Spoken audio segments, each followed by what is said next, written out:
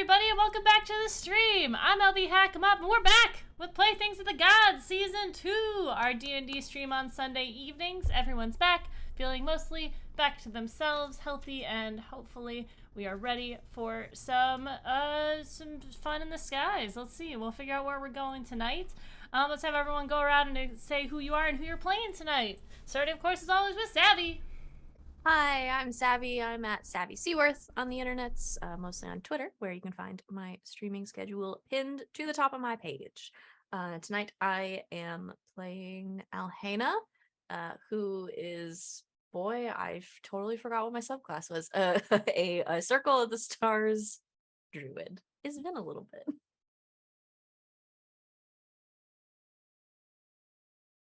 I don't remember who goes after. I don't even remember the order. It's you, Val. Val, it's you. It's Okay. pinned to Discord. Is it pinned to the Discord? I also didn't remember. Okay, yeah, I don't remember which shows we get announced on and which ones we do. Hi, everyone. I'm Val. You can find me at the Crowns on Twitch. Tonight, I will be playing Arrow, who is a water genasi monk, but mostly just cooks things. Oh, hey, I'm Tanya Roland at Tanya Roland. Tonight, I am Moxie, the Tiefling Bard. Hi, I'm Rachel Elizabeth. You find me here at Twitch. Sorry, I can talk. You can find me here on Twitch at Rachel Elizabeth and on Instagram and Twitter at Rachel Elizabeth with Z in the middle of S. Tonight I'm playing Talon with her trusty Bloodhawk sidekick Root, who's back there in his coop, the Beastmaster Ranger. And I am Alex, OMG, it's some guy on the internets, and in this game I am playing Colchis, who is a Minotaur Paladin. And I'm LB Hack'em Up. I'm going to be your dungeon mistress for this evening. There's nothing new that's going on with the channel besides tomorrow I will not be streaming in the afternoon. I have a kitten to deliver. On Tuesday. On Tuesday, right. Tomorrow's not Tuesday. Tomorrow's Monday. But yeah, we're going to get back into things. We'll start with the wonderful Rachel giving us a recap of what happened last time because it's been a while. Why don't you take it away, Miss Rachel? Previously on Playthings of the Gods, apparently Giant Crab was on the menu because of the steady combination of well-placed punches, smashes, arrows, and spicy light, the giant crabs fell. After a spot of healing, Kulkus helped Arrow break down the crabs and they prepared a feast. Aided by the spice bag, Auntie gave Arrow. Our adventurers headed up the high road, continuing their journey to Port Pondan, and make it they did. Port Pondan was a vast, suspended city raised above the bog beneath. They boarded their horses and headed into the chaos. It was loud and boisterous, lights and shops and fireworks and smells and food carts galore. They found their way to a tavern a bit off the main thoroughfare, the Lyrical Crab Inn, and acquired rooms. After asking the bartender where they could find the main office of the whole Pondan operation, they decided to wait until the next morning to go, and that left them the evening to explore. As they made their way back down to the main drag, they took in the overwhelming amount of scenery. Trinket, knickknack, and oddity shops, merchants selling souvenirs and clothing, portrait painting shops, and everything else you could think of. They heard music and saw a group of people dancing. Moxie and Kulkus went to join them, Kulkus especially reveling in the joy that emanated from this place. This was way too many people for Talon, and Alhena didn't want to leave her alone when she was visibly tense and uncomfortable. Arrow went off in search of food, making their way to several food carts to sample some local fare. And when we last left our adventurers, everyone was enjoying the festivities as much as they could, and fireworks, and thinking about the next day's plans to talk to the Pondan family. Thank you very much. Well done as always. Is there anything that you guys want to do evening before you attempt to speak to the Pondans? Do we need to stock up on tea? This has been very important in the past. Tea is always important to this group. Hunt down a tea shop. All right. You are able. It doesn't have to be a big thing, but yeah, no, you're able to find a tea shop. It is run by a very excitable halfling who is really just happy to. If you are interested in learning about teas, they are very interested in explaining it to you and telling you where the leaves come from, what exactly is involved in it. Most of the people that come through just want, give me black tea, give me a green tea. What's the name? The name of this tea shop is What a tease. What a tease. Wow. Yeah, that's it. I wasn't gonna go Perfect. with a pun, but We thank you. get tea again at What Yeah. a Tease. What a tease. The number the of o- times I have we get tea again written in my notes for this game. Owned by the halfling, Wada. Yeah, you are able to get, what is there a specific kind you want, or is it just you guys acquire, I mean, you can acquire as much tea as you want here. It is overpriced, but that's just kind of how everything is here. Arrow, do you know anything about tea? You know, like tea really isn't. I know a little bit about pairings. I wouldn't say that I'm like an expert with tea in general, but like depending on what we're gonna be eating, I might be able to like suggest something. Well, Talon knows a lot about tea, so maybe we can teach you something. Cool. Yeah. Sounds like be very helpful. Golkus, do you like tea? I enjoy it. I can't say I know too much about it. I do know I've learned some of the leaves out in nature that you're not supposed to make tea with. Yes. But beyond that, it's fine. I just want everyone to be included. Well, thank you. We We'll can find get something some, everyone likes. we can get some Earl Grey and Arrow. My family makes a really good Earl Grey tea cake with dark chocolate. That sounds. Do you have any right now? No, but we can get some Earl Grey and Let's. then we can get some dark chocolate and That we can sounds make nice. it. Can I watch you make? Yeah, if I can help you make it, that would actually be really helpful. I learned more by watching than like reading recipes. I can teach you to make it. Sweet. Can Arrow read? Yes, Arrow can read. Just Wow. I'm just checking. Wow. They might not have learned. I don't know. I'm offended. I mean, common's a difficult language. It's not a moral failing to not be able to read. That's true. That is true. Don't be so judgy, everyone. You are Everyone just calm down, please. okay. Everyone gets your tea. Drink your tea. Calm the fuck down. You get some Earl Grey.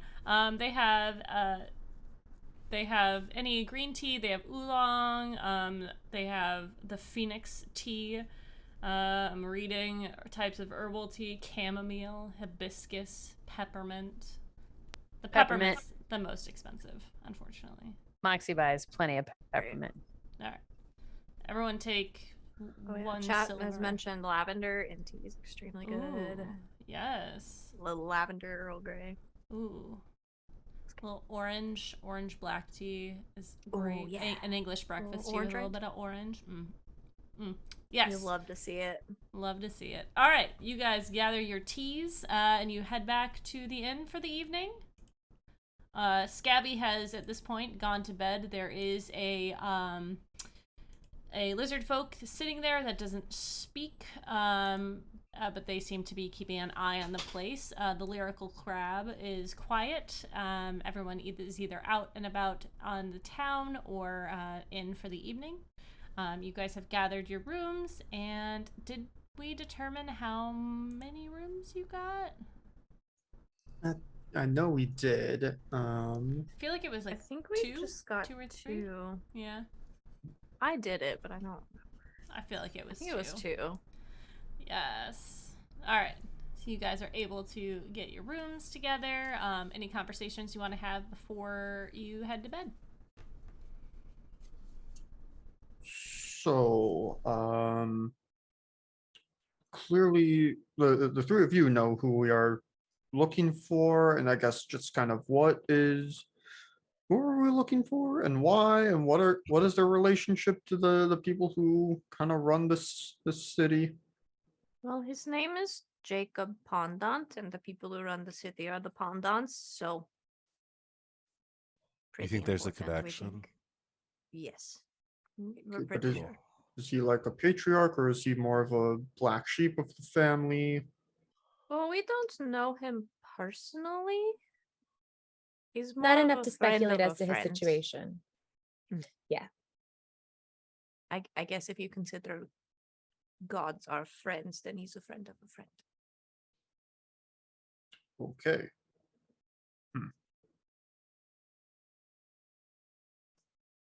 You seem confused. I guess I'm just. Are they going to be? How likely are we going to be able to get in to see the Pondons just by saying, "Hey, we're looking for your cousin or dad or uncle or whoever it is"? We have Then I Moxie. guess- She's very persuasive. Yeah, she pretty Ew. much gets us wherever we need to be. We'll figure it out. We usually do. Do you like need anything from us as part of this plan? Just those cute faces. That's it. Yes, looking competent at whatever we're telling them we're going to do is key. Okay. Looking. Moxie says, "Fake it competent. till you make it," Cool. Mm-hmm. Works for me. and it's worked so far. And I have to ask He Talon owns a everything. circus. That's true. Yeah, she has a whole business, a successful one. So whatever she says goes. Yeah, we just trust her. Thanks. All right. Thanks, everybody. Probably because I have to ask everyone else questions all the time. So it's a group effort. Yeah. I'm think- just logistics. That's think what I we- need. We mostly will just let Moxie handle it, and if they ask any maybe complicated questions or anything, just don't act like you don't know. Sure. Think I can do that. Sure. I Totally will fine. try my best to not talk. If that's what makes you comfortable. If we're gonna be relying on like lying and that sort of stuff, I tend to like start rambling and then forgetting what it is I'm talking about and then drifting off to other subjects, and that just leads to people getting confused more than anything else. I see. That does bring up a good point. I mean,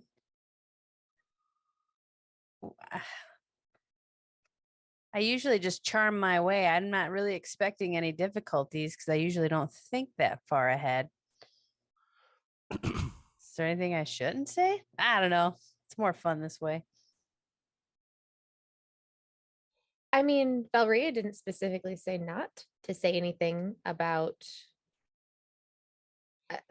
But I mean, like the Pondon family's gonna know who she is. Yeah, I can say we're sent by Valrea, right? Yeah, and we Yes. have proof. Okay. Mhm. She's carrying it. So that's So, it's a good place to I start. mean, at least that will probably get them believing us. Whether or not that gets us pointed in the right direction. We have the necklace, which proves that we already met Elcor. True. I feel like it's gonna be fine. Or it's gonna be a disaster and we'll figure our way out of it. At this point, that's just I just have learned to roll with it. This is a big deal for me. I'm pretty confident. Who has a necklace, by the way? I have it. We'll just say I have Probably it. Talon. It's on I Root's had to neck. No, I'm just kidding. It was on Root's neck. Okay. If I had a shell necklace, I would absolutely put it on that stuffed animal back there right now, but I don't.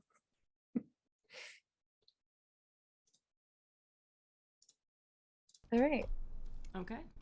All right. bedtime. Yeah, you guys hunkering for the evening, cuddle up, get some good sleep. No weird dreams tonight or anything, just kind of comforting sleep. Unless somebody has trepidations or things on their mind. You wake up the next morning to the smell of cooked meat, bacons and hams, and the smell of fresh coffee. And if you open the door, you'll see that there is a It's a fantasy thermos. There is a metal canister outside of each of your doors, and a couple mugs for those in the room. There's some hot coffee in there. It is, if you ask, it is special to this area, imported in from the Plane of Fire.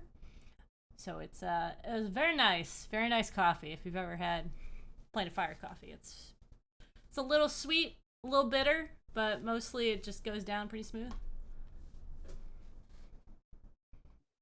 Yeah. All right. You guys go down for breakfast? Okay. Yes. Stabby is there, serving up orders. There's a lot of people. Depending on, I'm assuming you guys probably don't like sleep in too late. Normal night. You guys didn't stay up too late.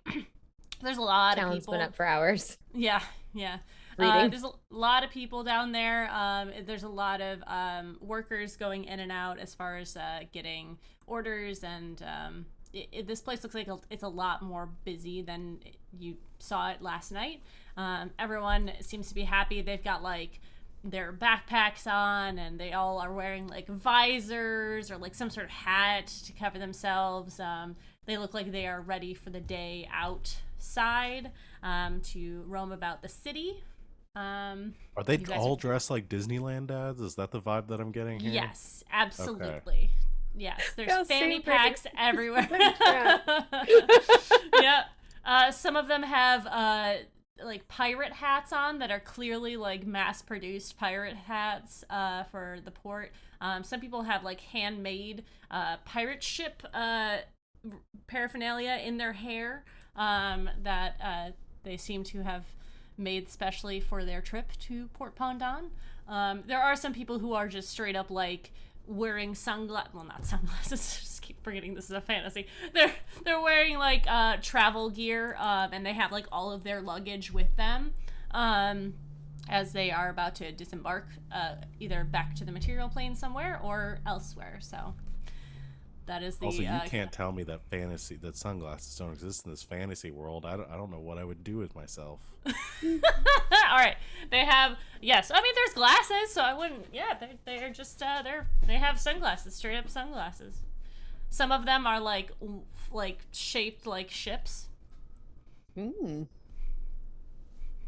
Well, Moxie kind of, while waiting for breakfast, like I think Moxie maybe got up a little earlier and went down and ate, and like Moxie's just right out front playing her pan flute Oh, just perfect. to amuse herself and others. Yeah. You probably make about a gold, and like just Hell people yeah. walking by giving coppers and stuff. Sold. The rest of you are able to get your breakfast. What's the plan?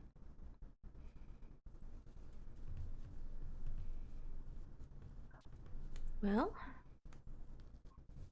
is there anything else we should do, or should we stop delaying the inevitable?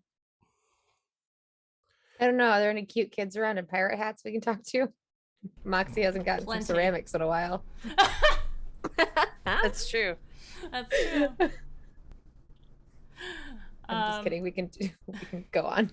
I'm totally commenting outside anytime I see a kid with something cool, Yeah. being very friendly. Yeah, I feel like most of the kids here are pretty excited for the things that they have, not willing to give them up. Even if they're like little trinkets, they're like, this is the most precious thing in the world. It has PPD on it, Port Pondon. It's it's a big deal. Alan's gonna ask one of the little kids that's in a pirate hat if they've ever met a real pirate, or are they a real pirate? No, I'm not a real pirate, but I did meet a pirate yesterday, and I got a sketch with them, and my mom has it, and it's really cool. But today we're gonna go on a ship, and they're gonna fly us around a little bit, and then we're gonna go see the haunted house that is like out in the wetlands. It's gonna be so cool. That sounds like a very exciting day. Since you've met a pirate now, you can probably protect your family in case you meet another one, right? Yes, I have a fake gun and everything. That'll scare off a lot of real pirates. But the pirates here are really nice. Like, there was Oh, one so- really scary one, but I think that was just because he had, like, really dark eye makeup on, and he had a sword, and he went, rah! Oh yeah, that would be scary for anybody, not just you. I'm very brave. You seem very brave. Thank you. Why are your eyes different colors? I was born like that. That's weird. It is weird, isn't it? I'm Mhm. kind of weird. Would you like to No. meet my bird? Is it a parrot? No. It's bigger. Like a big parrot? She's gonna whistle. Root comes flying over. So, whoa! What is it? So I guess I'm eat? kind of like a pirate. Neat. Are you a pirate? No, I'm not a pirate. Not yet. But you But have we're gonna a go see if bow. we can become them. Yeah, we're gonna go see if we can become pirates today. I'll let you know how it goes. Okay. Okay, bye. Just like runs off. I don't know what happens when I become a child on stream. What's the question? I love it. Why would you purposefully go into a house you know is haunted?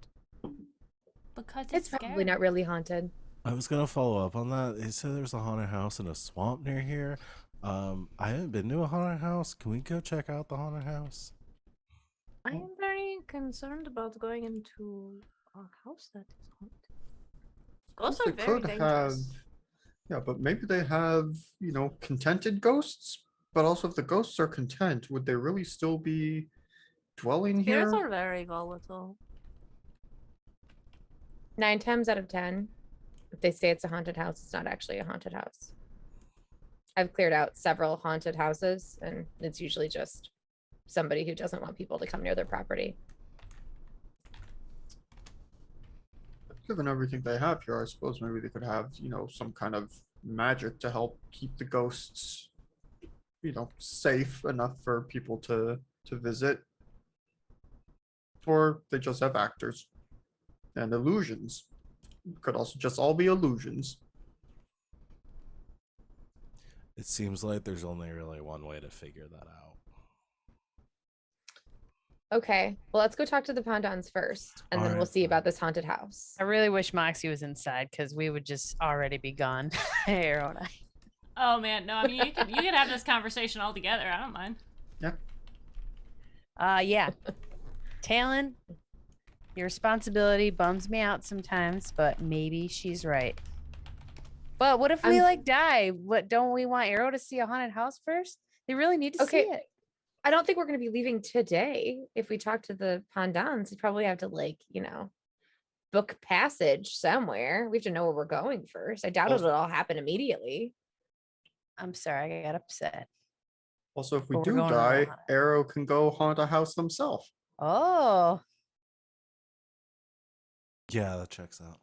My grandma could bring you back. Your That's grandma awesome. can bring people back from the dead? Yes. They don't always come back in the same body, but they come back. I don't think I knew this. Arrow, if you die, what Reincarnation kind of is a body very would you like? powerful old druid magic. One is close to the one that I have right now because I don't think I'd really want to learn how to use a new one. They're all basically the same. Are they? Only one way to find out. Let's kill Arrow. Let's kill Arrow. Wow. In a fun way, not in a mean way. We're having a lot of adventures this morning already. I don't think we all slept that great. Apparently not. No, I'm reincarnation a little is a powerful uncomfortable. The druidic magic. conversation has so quickly turned into contemplating my murder. We do It's- talk about death quite a bit. It's for science. It's okay. Or It's magic, kind I of guess. As long as it's a for hazard science of the magic. job. Mm-hmm. Science magic. I'll die at the same time as you, but I guess I don't I've- think I'll be reincarnated. Pop will probably take me somewhere weird. Maybe he'll bring you back Ooh, double experiment. All right, with bigger horns or something. I want bear. No, my horns are perfect. I'm okay. Let's go. And as you Okay. guys have found a new problem that Moxie has with her body, where are you guys going? Someone pointed us in the direction of where the Pondon offices. Okay, we would are be, going right? to Pondon offices. Yeah. Okie dokie. Yes. Stabby said closest this house is for where now. the main office is. Yes. Yes, you I guys think make we're your missing way. a clear adventure hook with that haunted house, y'all. Yeah, that was dropped in by a kid that nobody told. Yeah, no, if that's what you guys want to do, I can absolutely do that. I have thought of something. Wait, was the kid even real? Are they just a ghost? Oh my god. Why do you think I wore this outfit? All right, you guys make your way. You go back down the road that you can use to come in, and then you, instead of veering left to go back to the main road on land, you take a right into a more industrial district. This is there's more inns down this road, a few places to eat, but this is more of like warehouses, and you guys can see from this side there are a lot of ships that are coming in. Some very large ones that Alhana you'll recognize as one that you came over on. Arrow, same. And then but they all kind of are docked on the northern side. You guys are making your way down the main thoroughfare. And taking the directions from Stabby, you find yourself in front of a large building that just says Pondon on the front, just written in these very extravagant letters. It's probably about 4 stories high, big glass windows all in the front. It's made of stone, which is pretty much the only building around here that is. And you guys enter. In the front, there is a large sort of space where there's a big open floor plan. There's some places to sit, reception desk, and then some other desks off to the side. There are lines of people, and this is sort of a spot where there are like all types of humanoids and like safe creatures that have traveled here. You'll see all types of genasi. There are fey creatures. There are Alhana, you recognize some people from Ravnica. Like there's a very diverse group here. There's a person sitting behind the desk. The receptionist is fairly tall. Even sitting, you can see that they're very lean and tall, and they have this sort of almost non-corporeal visage to them, like they're shifting a little bit as if the wind's kind of blowing through them. Their hair is continually moving, and the person, she's finishing up with the person in front of you guys, and you approach, and she says, "Hello, welcome to Pondon Empire. How may I help you?" We are here to see Jacob. Pondon. I'm sorry? Jacob Pondon? Is he here? We need to see him. Jacob Pondon? Yeah. Jacob Pondon went missing about 50 years ago. I'm sorry. I can't help you there. Moxie like turns around and is like making what eyes at her friends. Is it Sorry. What what my friend meant to say is we need to talk to somebody about finding Jacob. yes, my apologies. Well, I don't know if I can help you there. Are you looking to book passage somewhere? Yes, but we don't know where yet because we've been commissioned to find Jacob. Okay. I don't know how I can help you with that. Who We need to speak with somebody in the family. Yeah, who runs this place? Okay, you need to speak to someone. Jasper Pondon is the head of the Pondon family, but he's very busy. Can I take a message or schedule you an appointment? We'd like an appointment right now, I think, to see Jasper. That'd be great. Thank you. Unfortunately, I can't do that. He's very busy running this whole city. So unless there's, I can probably schedule you for next month sometime. Yeah, okay. I didn't want to do this, but I think he'll make time for us if he knows that Valria sent us. And we can prove it. Go ahead and make a persuasion Oh god. for me. And I will. I should not be the one doing this. I want to. I kind of go like this to Talon in a nicer tone. Yes, Valrea. You know Valrea. She sent us. We would really love to see Jasper. It would be It's very important. Valrea the god. Yeah. And we can prove it. Yeah. My friend Talon here. Okay. Do that. Oh, this is my part. Take the spear out. Uh-huh. She like looks at the spear and like looks at you guys and she's like, did you roll a persuasion? I did, but I didn't know if Moxie was helping me. So I didn't know if I was getting Yeah, you inspiration, can but it roll was an only a 6. advantage. Oh my god. Please roll an advantage. Okay. Okay. I rolled an 18 if we need a charisma check. Oh my god, an 8. Talon is not charismatic. She just kind of looks at Talon, looks at the rest of you, and she's like, just give me a moment. She like turns, and her body kind of like flows as she does, and she leans back, and sort of yells to someone, but you see her yelling, but her voice kind of carries on the wind, and you don't actually hear what she says. One of the people in one of the other desks kind of stands up and walks over, and it's a very large orc, like big teeth, but he's kind of dressed in like a bolo tie and like has a white t-shirt on and a vest on top of it, and he kind of says, sorry, well, why don't you step over here? He Great, moves your thank group you. off to the side. Arrow leans into the group.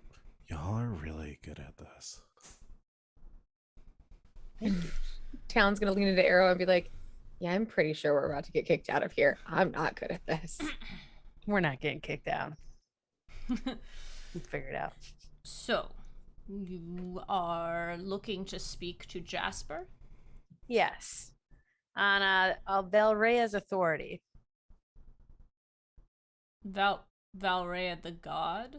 Yes.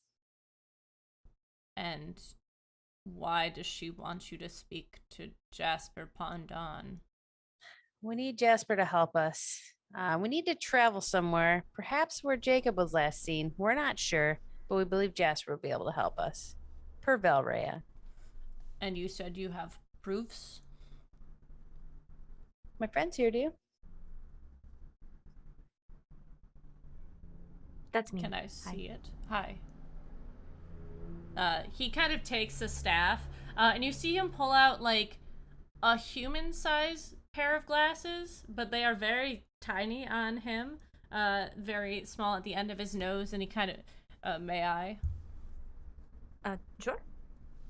He takes his staff and kind of the spear and turns it around and looks at it, and well, this does seem to be a staff of the inner light. What let me see what I can do. Would he recognize the Crimson Hand? Is that a thing that people who like know the lore know? Yeah, I mean, it's not like a well-known fact as like Tifa was an assassin, so it was like but I mean, those who know the lore Infamous know. enough that like Yeah. maybe if I before he went away, I just showed him the tattoo. Yeah. Okay, let me see if he knows. So you kind of see him like squint down at it, and will you be here for a while? As long as it takes us to figure out where we're going next, which is after Jacob, with or without help. Give me a moment. And he walks off into the building behind some doors. She turns around to her friends. Yeah, we're probably getting kicked out of here. Yeah, maybe this time. We'll see. He seemed okay with it, I guess. Well, if need be, I can make myself very difficult to move. That's a start. One uh, one possibility is that he believes us. The other possibility is he thinks we're absolutely insane fanatics and we get kicked out of the entire like town. So just prepare yourselves for both. Talon didn't have enough caffeine today. After about 20 minutes, this gentleman comes back down, and following behind him is a younger human. She's got straight, dark black hair, bangs. She's wearing sort of a sailor's outfit, a corset under with pants, and she's got a sword on her hip. And she approaches your group, and she kind of looks all of you up and down. You are looking for Jacob? You're sent to look for Jacob. Yes. By the gods. Yep. By Valrea? Uh-huh. Alright, follow me. She, like, starts walking, expecting you to follow. Oh, I follow. Mm-hmm. Yep. Her high boots click on the stone floor. She leads you past a door that is being guarded by some sort of creature. It's very strange and has lots of eyeballs. But she takes you down a corridor, and every once in a while she'll like look back at you guys and like keep walking. And she'll lead you into a room that is sort of blank. There's nothing really in here besides a table, and there's windows out to the I was gonna say the sea. There's no sea here. There's a bunch of ships in the distance, and she sort of like leans up against the window and she says, "All right, give me the spiel."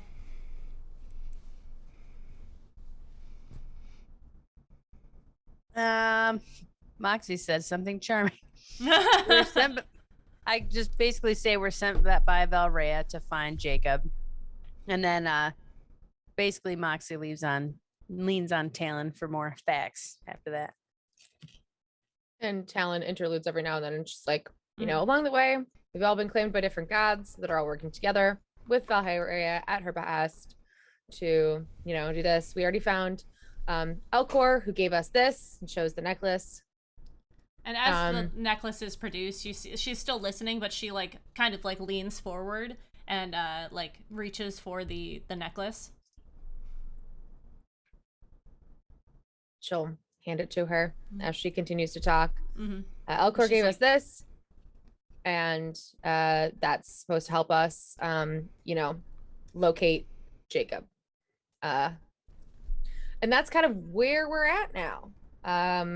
We did part 1 of 3 of what Valrea asked us to do. We found Elcor. He gave us the necklace. Now we have to find Jacob, who was going to find Haji. So hopefully we'll find them both. Jacob's been lost for a very long time. 30 years. You think that you can find him? Well, I didn't think I could die and come back to life a few weeks ago, but here I am, so. Do you have any experience traveling on the flying ships? I do. No, but I have a lot of experience traveling. Well, does anybody get motion sickness? We'll be fine. Talon can whip something up to cure that. No problem. We'll be okay. Depends on the type of motion. Well, Up, down, yes. Side, side, no. Once you're in the astral sea, it doesn't really matter what is up and what is down. All right. I'm Jenna, by the way. Lovely to meet you.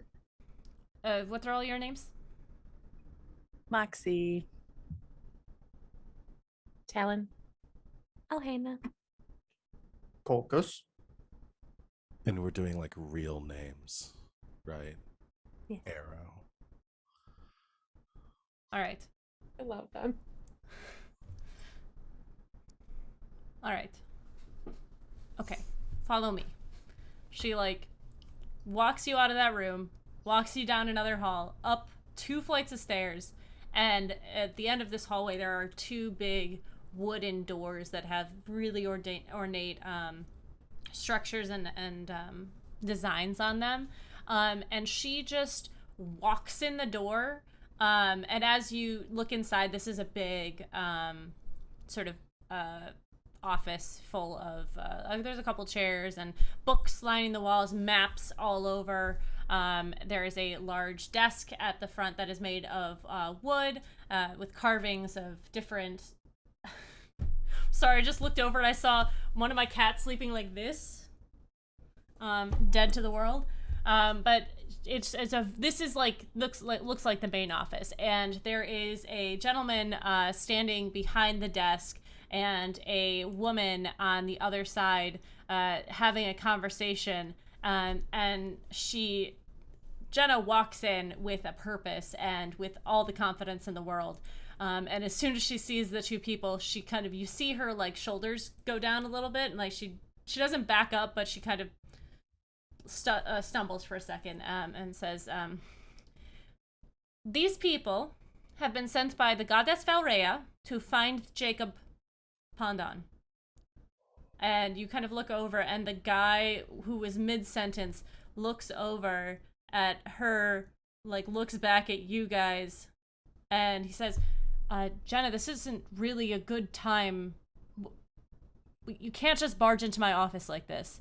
She says, I'm sorry, but they have a way of finding Jacob. And he kind of like looks to the woman and says, please excuse us. The woman gives a little bow and takes her folio and walks out of the room. And as she does, another woman walks in who looks a lot like Jenna, dark hair, dark complexion, and she moves in, looks at you guys and smiles, and then walks over to Jenna and sort of rubs her back and says, "Hey, hello, sweetie," and she continues into the room. The man behind the desk kind of crosses his arms and looks at all of you in a very judgmental way, like he has just been very bothered by what is happening. Please close the door. And she's going to, and goes and closes the door and then moves back. And you see him look eyeing her, and she walks in and kind of walks over to him, and they have a very heated small discussion with each other. And you just Can I hear it? Oh, maybe. It's a very much like, you can't just come in here like this. It's not like you cannot just barge into my office like this. I know that you're excited, but we don't know who these people are. And she's like, but they have proofs. They live with this thing, and they live with Valrea, and he's like, all right, okay. You have been sent by the goddess Valrea to find And friends. to find Jacob, something that we have been trying to do for 30 years. Yes. On and off. Yep. Exactly. Okay. How do you intend to do this? Well, that's kind of where we need your help a little bit. You know, gods. They're a little cryptic. But we do have this necklace, and it's supposed to help us find Jacob.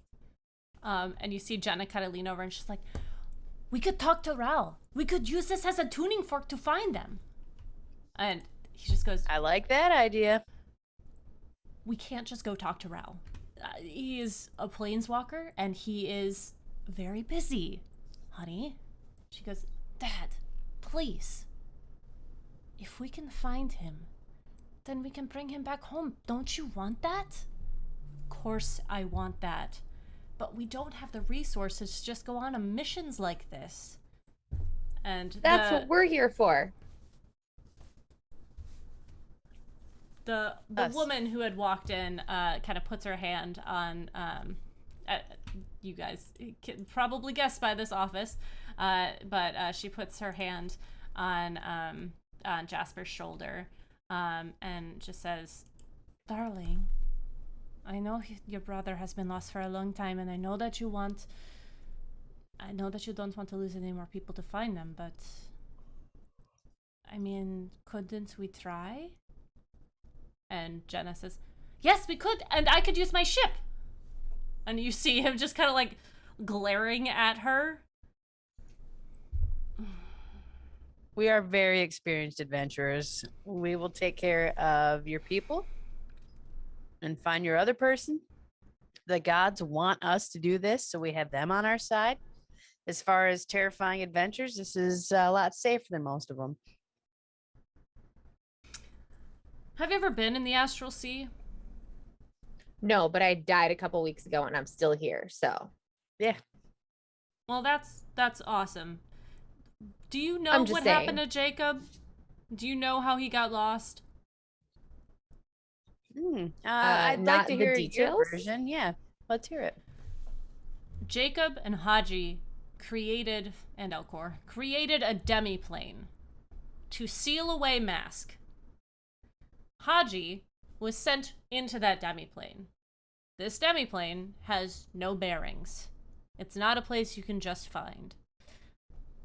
Jacob was looking for Haji. Jacob went out, came back a couple times before he left on another mission to find Haji, searching for this demiplane that's just out in existence somewhere, and never came back. Now, he could be lost in the ethereal sea, or he could have gone to any of the planes of existence and gotten stuck there. He could have overshot it and got to the place beyond the ethereal sea, the astral sea, and he could have got stuck outside of one of the crystal spheres. It's not a simple follow a trail and find Jacob. We've looked for him.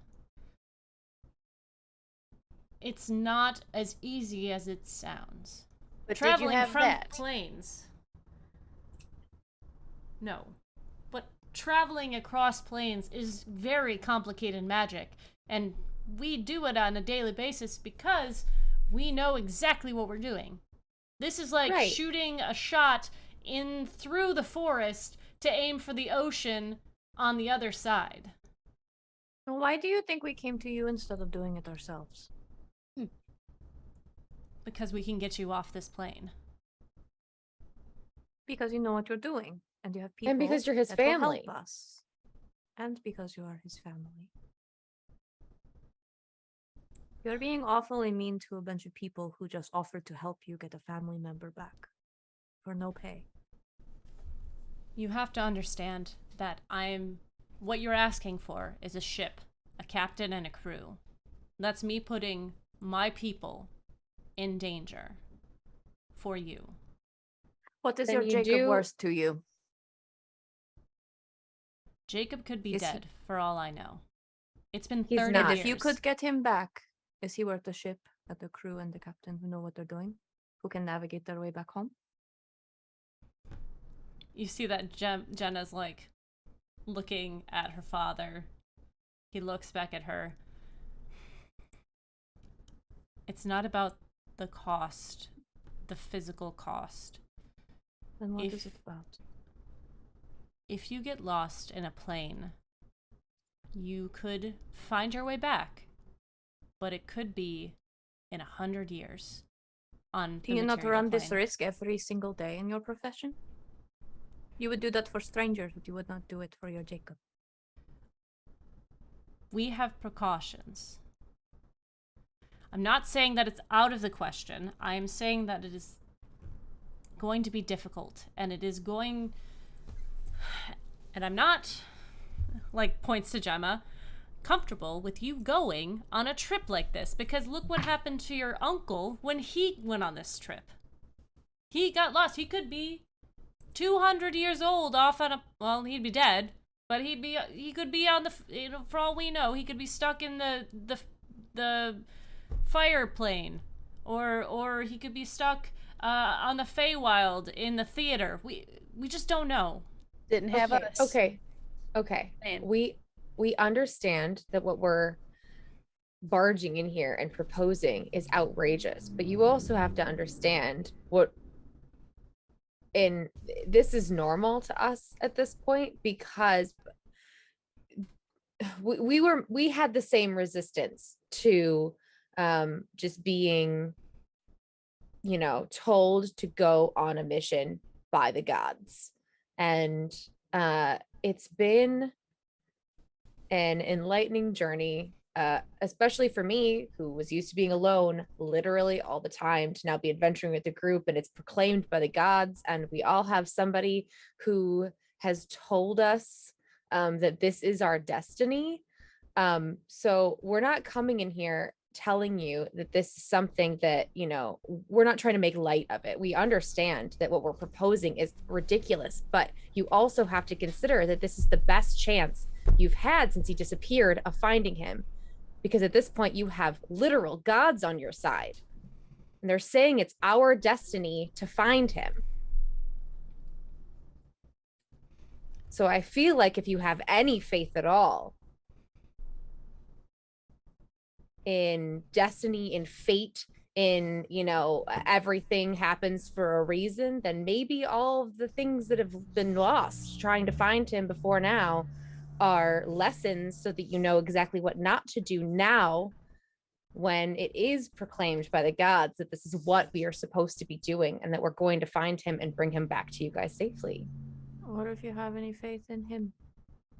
Moxie's been playing quietly in the corner this whole time, by the way. And flute. Just a background track. Maybe for a reason, we'll see. You see Jenna, not Gemma. Jenna is looking at her father. Her father is like looking at you guys, like you see the kind of like realization comes over his face. He like glances at his daughter, furrows his brows, looks to his wife. She gives him a nod, kind of pinches his brow.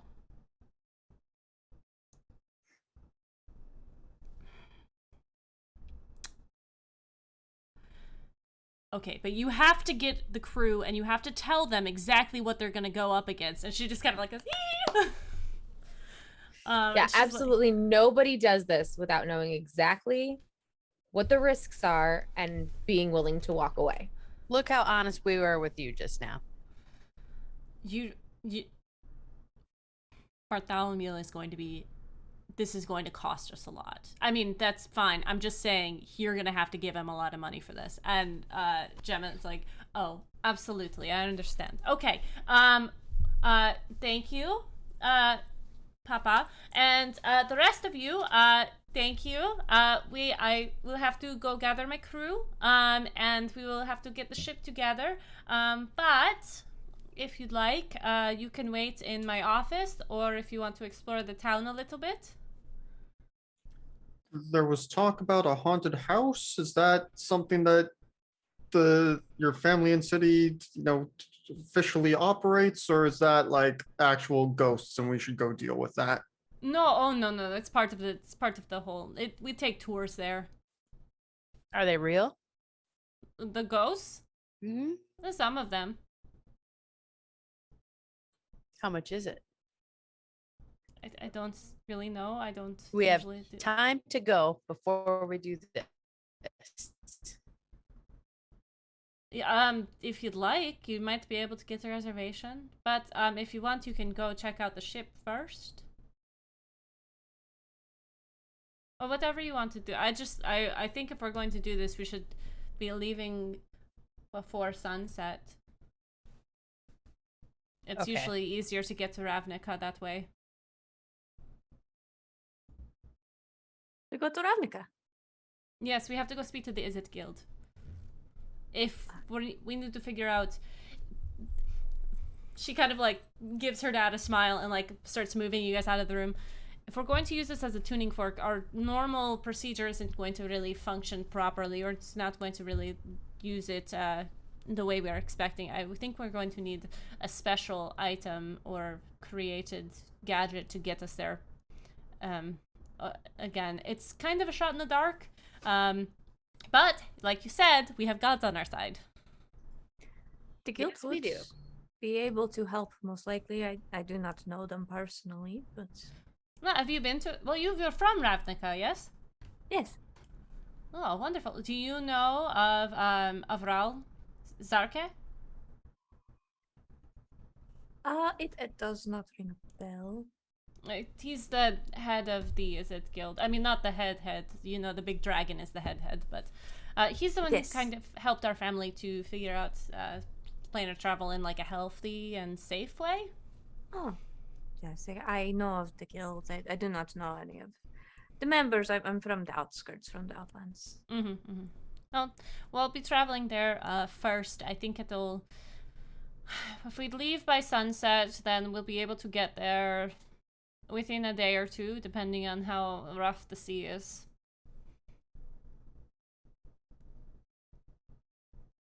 Makes sense to me. Let's check out this ship and see if we have enough time for the haunted house. All right. We're all very excited about this haunted house. Is it good? I don't it think I've been since dangerous? I was a child. It's not dangerous. Okay. Moxie's like, I want Arrow to feel welcome. So, have you done much traveling? Have you've been? I assume she points to Kulkis and Arrow. You have both traveled with us before. I have not, though I've done lots of travel around, the material plane. I guess as I'm coming to learn. I assume so. I saw a boat out in the harbor that I recognized, and if that's one of yours, then I've yes. absorbed her accent. What am I doing? Why am I doing this for? Oh no! I thought you were doing a Wrong bit. game. I'm thinking of Mondays. You've done this accent so How much have you that like, done I this? You immediately sound went just Arrow. like my cousin. I immediately went in Arrow. Yeah. There was one on the harbor that like looked familiar. So if that's one of yours, then yeah, that's definitely. Then yes. Yeah, they're all ours. You know, Pondon. Oh, I am a Pondon. That's my father, Jasper. Jenna Pondon. No. It is very nice to meet you, Jenna.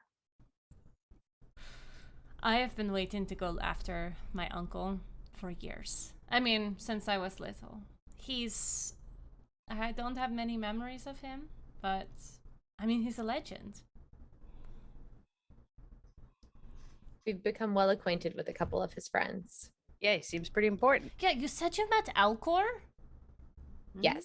Is he as hot as they say? Yes.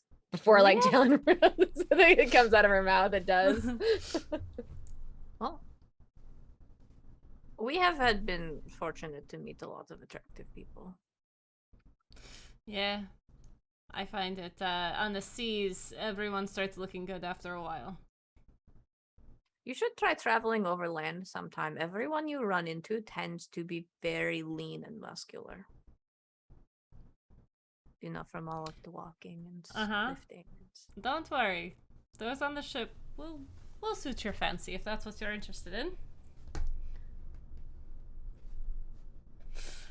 She leads you, as you guys are walking, there's a lot of windows in this corridor. There you can see all the ships kind of coming in and out of the port. She leads you out of these big doors out into the open air again, and you're kind of on the docks proper, where there's quite a few not roadways, but docks that are more full of like people with luggage and people coming off and in and lugging big boxes and other sorts of things in and out. But you're kind of on the back end of things. And as you are continuing to walk, there's some large ships and small ships. Again, every sort of humanoid that you could wish to see. There are crates full of goods, and there are some crates that are loud and full of animals and creatures that you're not quite sure what they are, but they do have like signages posted on them in various different languages that are just like, do not open, do not open. And you guys come across a smaller ship. It is, I wrote down what it is. It is technically a cutter, a one-mast vessel. And it seems to be one of the faster ones. There's no entry to it that is like for the public. She kind of points to it and goes, "This is my ship. This is the Spikenard." Spikenard. Spikenard. Yes. Okay. Normally, what I use it for is I'm sort of the one who goes out, and I will make sure that the Gith aren't bothering anyone, and that there's not going to be any issues on the travels through the astral sea. Sort of the protector of the fleets. Not the only one, obviously. They wouldn't send me out if that was the case. Is there anything we need to get before we go? Unless there's something that you need personally. The ship was scheduled to go out tomorrow, so I'm going to just have them re-up on supplies. Hopefully we'll be able, depending on how long we're out, hopefully we'll be able to find a couple different places to resupply. Okay, sounds good. What time of day is it right now? Like mid-morning. Oh, so we have plenty of time before sundown. Mm-hmm. Okay. There is a large gentleman kind of loading boxes out front. I say large, he's probably like 6'2". He's got a very like dark brown hair, a very well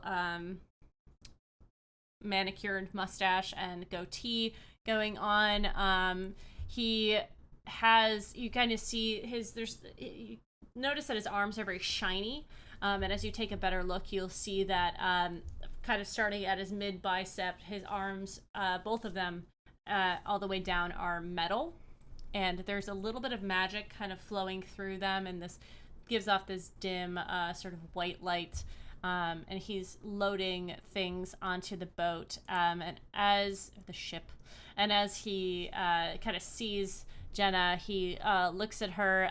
Does anyone speak Celestial? I think I do. I do. Ellen So does as you, well. you hear in Celestial, he just, basically says good morning, and she says good morning back, and in Common, she says, these are the people we are going to be traveling with. We have a change of plans.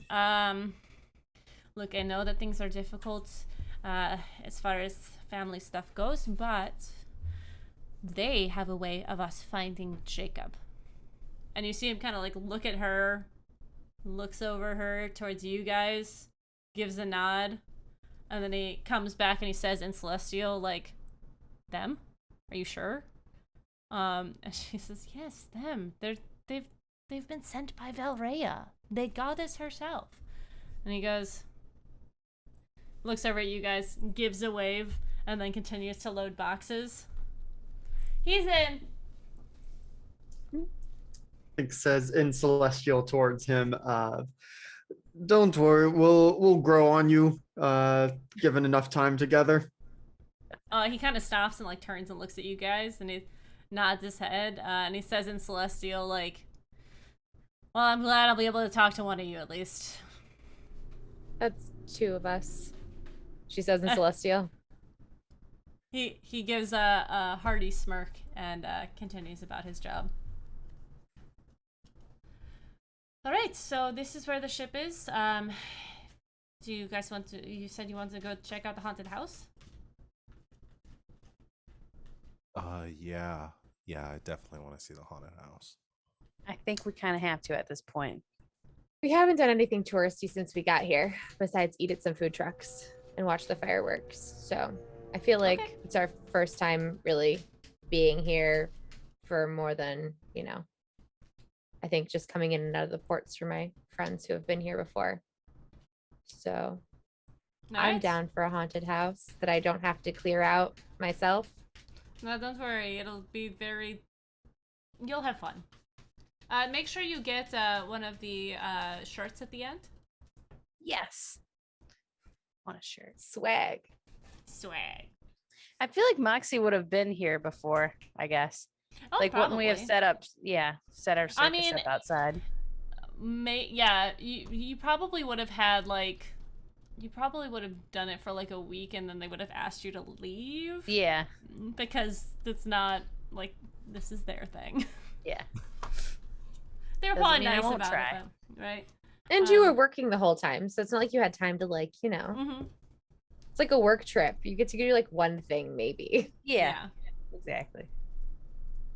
All right, you guys make your way back into town to go check out the haunted house. There is a sort of shack that is set up on the edge of the dock back towards the other side that you guys are on. the touristy side, and it's kind of like, it looks like it's disheveled, but it was definitely built that way. It looks like a hag's hut thing, and there's a person who is in full costume of like a raggedy Victorian era looking person. They have like, you know, like ghostly face paint on, and you're able to get your tickets. You'll get a ship out. You see there's little dinghies sort of behind that are floating over the marsh, and you'll get your tickets. You guys have time to go get lunch, and then you can head back for your tour. And I think that's a good time for us to take a break. It's about halfway. And then we'll come back and we'll do a haunted mansion tour. So thank you guys so much for watching. Thank you guys for hanging out, and we'll be back in 5 to 10. All right, thanks. Bye.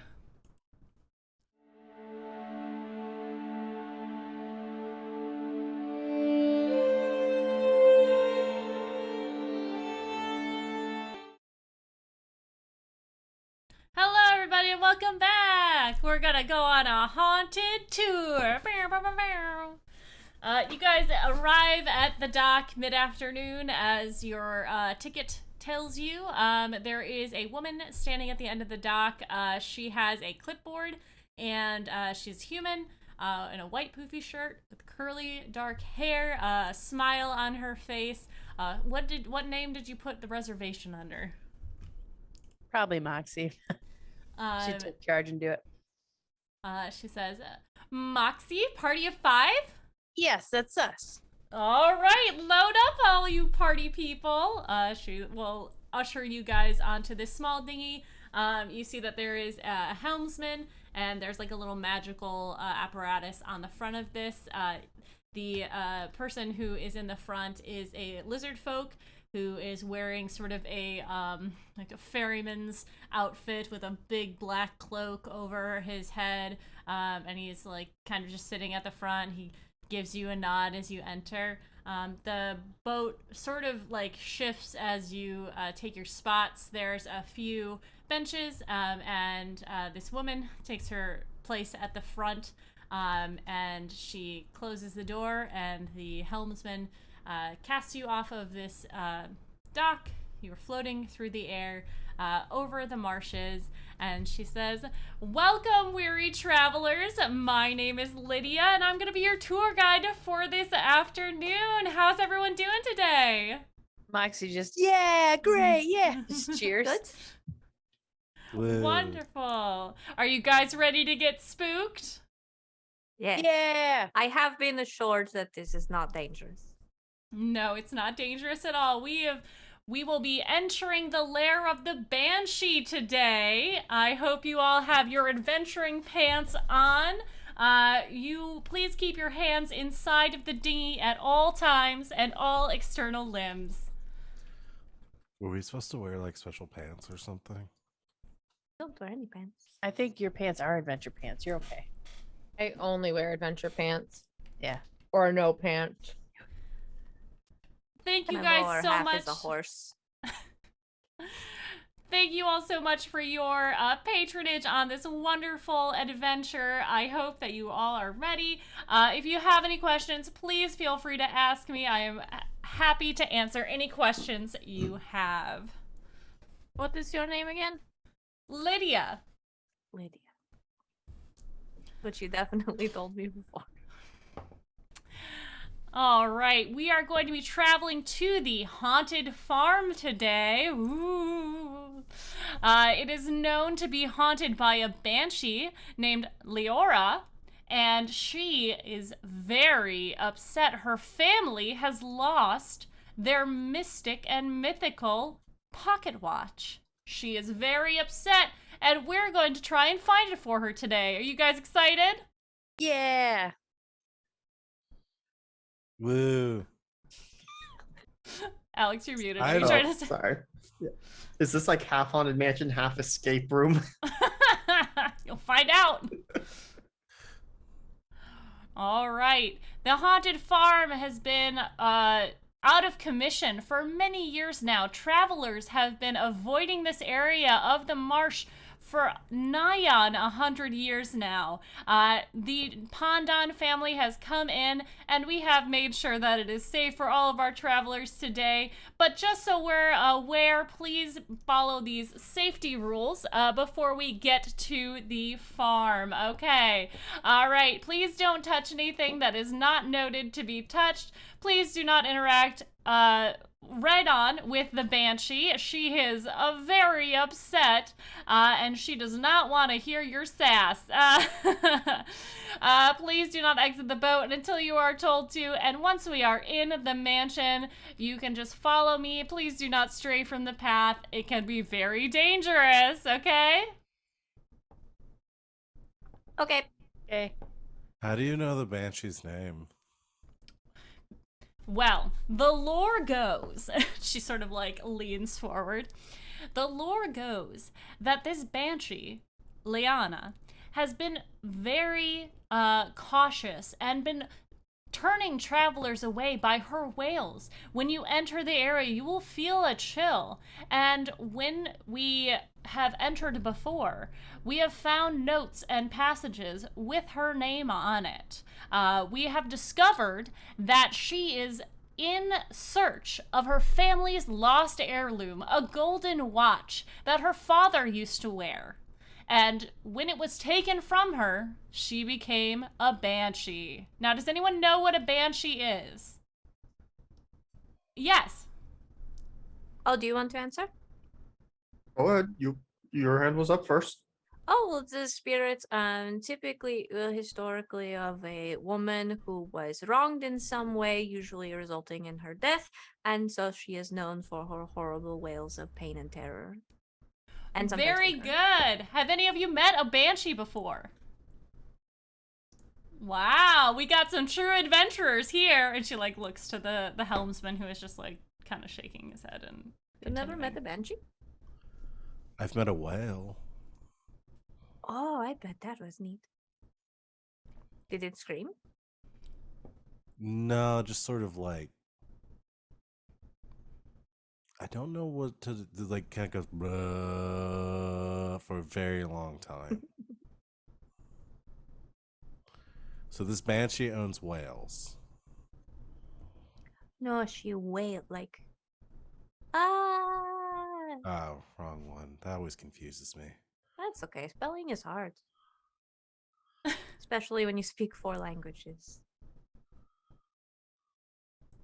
Right on. Okay, we're making our descent now, and you see the boat has been traveling about like probably 30 feet up in the air, and it starts to descend. And in the distance, you see there's a very patchy land about you.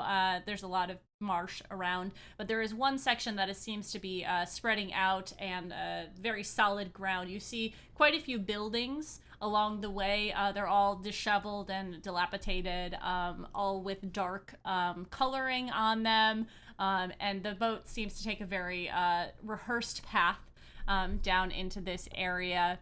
There's a barn, there is a couple homesteads, one very large one, and as you guys are entering in, you see another dinghy sort of like leaving out the back end, and Lydia is going to, this is the barn house. This is where the family who previously lived here, known as the Keeners, were used to farm. They would farm different sort of beings, little creatures that lived in the marsh for consumption for themselves as well as the neighboring towns. Once the Banshee took over, it was very clear that they could no longer live here and fled very quickly back to the main road, which was quite difficult because, as you can see, the land around us is not connected very easily. This family lived a very solitude life, and when they packed up and left, they left the land to the Banshee. And as you guys the boat docks at this little dock, she opens the door, and you guys kind of feel this chill run across you. She says, "Does everyone feel that? Do you feel the Banshee kind of coming over you?" I don't know, but you all do have a +3 bonus to saving throws if you're within 10 feet of me.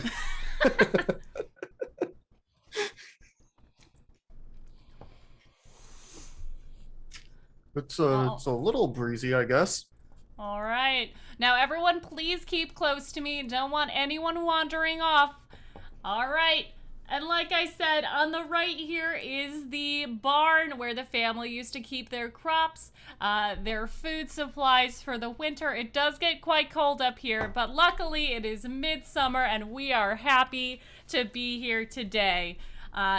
Over there, and she points to like this dilapidated sort of harvest machine, one of the sons of the Keeners, Ja Rule, was... sorry. I love his music.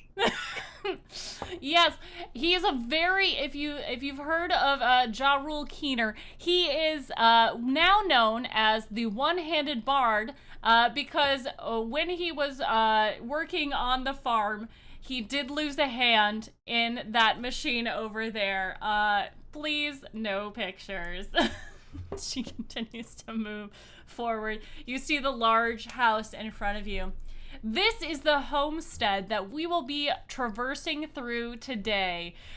This house was built about 250 years ago. It was built by the family themselves, as would have been done in the time, and they were very keen on living in this area that most people would not think to lay down roots on.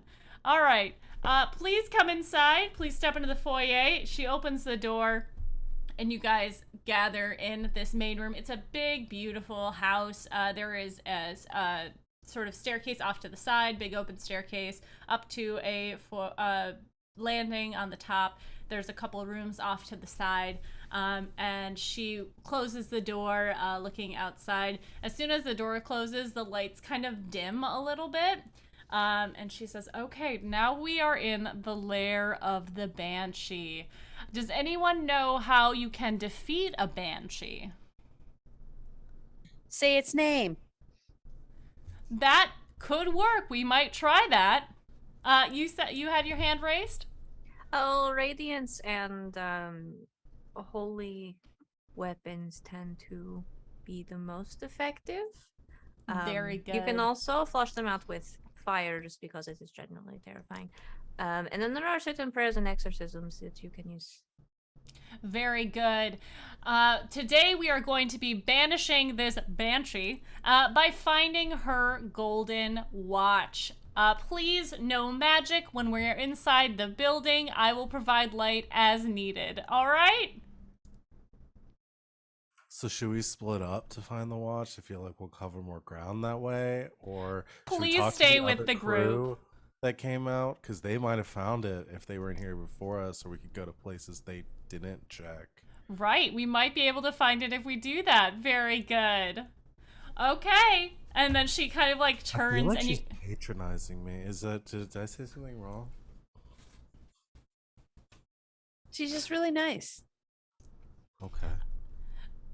as she says okay and turns, you feel a chill go over all of you. And she says, again, please, no magic. And there's the lights sort of dim out, and you see in front of you a specter appear sort of at the top of the stairs. This woman dressed in black, humanoid with dark sunken eyes, and her mouth is just a gaping hole, and you hear this wailing scream of this banshee. And she says, ba-ba-ba. Hold on, sorry. She says, he stole it! He stole my family's watch! And then the specter disappears. Whoa! Did you guys see that? Yeah. Yeah, was that the Banshee? Yes, it was. All right, adventurers, we need to go on this mission to find this watch. We're gonna go upstairs first. Again, please stay with the group. She starts traversing up the stairs. Arrow wants to ask Alhana, so you've dealt with banshees before. Is this like normal procedure? Um, no, it's not. I think it's more for show. Gotcha. So like the banshee's in on it. Yeah, I think the Banshee might be a Yes. paid actor. That Yeah, is a this good is- way to explain it. This is for kids, basically. We don't actually have to kill anything. So should we sneak off and see if we can find a real banshee? Maybe after. Gotcha. She leads you up the stairs. Like I said before, this house was built 250 years ago. You can see the hand craftsmanship in the railing as well as the stairway. As you can see here, and she points to a painting, this is the Keener family. There is the mother and father, of course. There's Ja Rule, and the little child who we might see running around the halls. That little scamp is named Tia.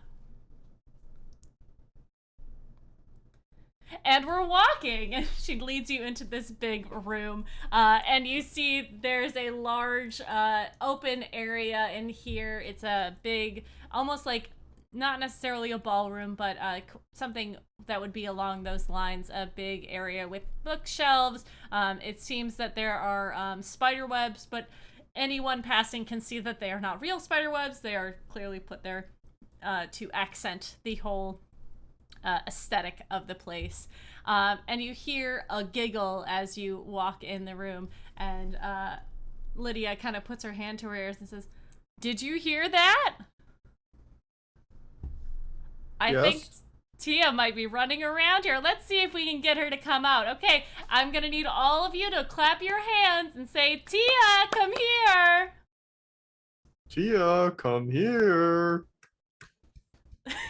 As you guys do this, the lights flicker a little bit, and you see a small figure running on the other side of this large room.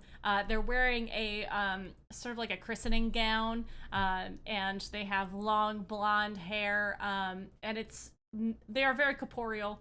They are like very. There's probably an actor. They sort of run across and say, "Will you play with me?" Roxy is immediately freaked out and like accidentally misty steps like as far away as possible. Please, again, no magic use. All right, you guys, we need to tell Tia that it's not time to play and Tia needs to go to bed. Can you guys help me with that? Sure. It's like 4 All right. p.m. All right, That's let's say, "Tia, it's bedtime." Tia, it's bedtime. Tia, it's bedtime. Bedtime. Come on, I know you guys could do better than that. A little more enthusiasm, Arrow. please. This seems like something our Yeah. parents should be doing and not us. I don't feel comfortable. Well, her telling mom other is a children banshee. What to do? Even still, banshees still should be in charge of raising their own kids. I shouldn't have to step in and take care of this. I can't hear you. Tia, Tia, it's bedtime. It's definitely time for bed. And you see the actor on the other side go, "Ah," and sort of like run off through another door. Good job, everyone. All right, let's make our way back downstairs. We're gonna go into the basement. Are you guys ready for that? I'm not very good with stairs. Oh, don't worry. It is very accessible to get down there. If you need to use the elevator, there is one available. Thank you. Okay. All right, follow me. She will lead you guys down. Oh, he just froze. Uh-oh. Oh, and she's back.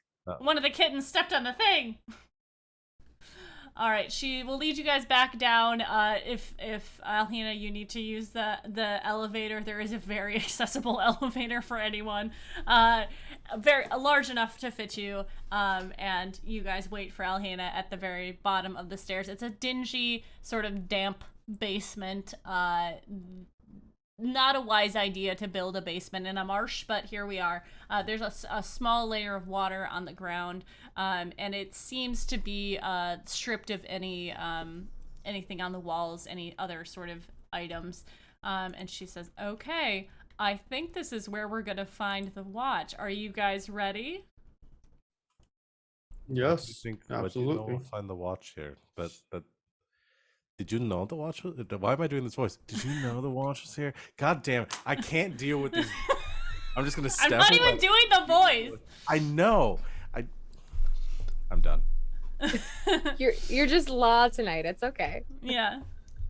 All right, adventurers, let's go explore some rooms, okay? She's going to lead you into a storeroom that seems to have lots of different pickled items lining the walls. There's a couple shelves that have been created in this room where you can kind of see through them. You can walk through the area, and she says, okay, I want everyone to take a look around, see if you can find that watch, okay? Moxie runs and just like rifles through as much shit as fast as she can. A lot of the things are attached to the shelves. You can't actually like open anything. And I test every one. Okay. Well, if anybody's actually looking, please give me a perception check. Can do. 14. 14 as well. 22. All right. Helen's leaning against a wall, not really looking, Fair. but she got a 12. Yeah. Arrow, this seems like a really weird, like, why would a watch be down here? There's a lot of, like, weird things in jars that are clearly, like, just pickles. Or, like you take a look closer at some of the items and it's like, that's not a radish. That looks like it should be a radish, but it's definitely a fake radish. Like, why would they put a fake radish in a jar like this? That doesn't make any sense. Klaus and Moxie, you guys start to find your way around. There's a couple of like interesting little items, like little markers that have like little tidbits about the family or about the Banshee, or like facts about this house or the Pondon, something like that. Hannah, you are sort of like looking around the walls and you see that one of the shelves has a couple books on it, and one of the books is clearly movable. So if you'd like, you can move the book. Yes. Okay. Hannah, you pull the book and sort of the wall shifts in a little bit and shifts over, revealing a secret passage. Bless you.